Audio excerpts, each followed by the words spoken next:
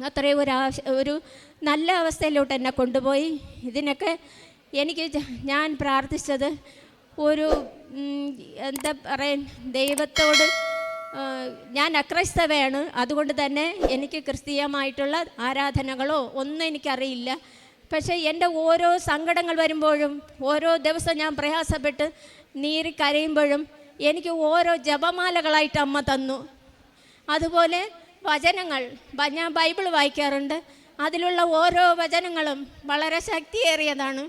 അത് നമ്മളിൽ ആഴ്ന്നിറങ്ങും. നമ്മളത് ആവർത്തിച്ച് പ്രാർത്ഥിക്കും തോറും അതിലെന്തൊക്കെ, ആ വരിയിൽ എന്താണോ പറയുന്നത് അത് ശക്തമായിട്ട് നമുക്ക് വളരെയധികം നമ്മളെ പ്രൊട്ടക്റ്റ് ചെയ്തു പോവുക തന്നെ ചെയ്യും. അതിന് സാക്ഷിയാണ് ഞാൻ.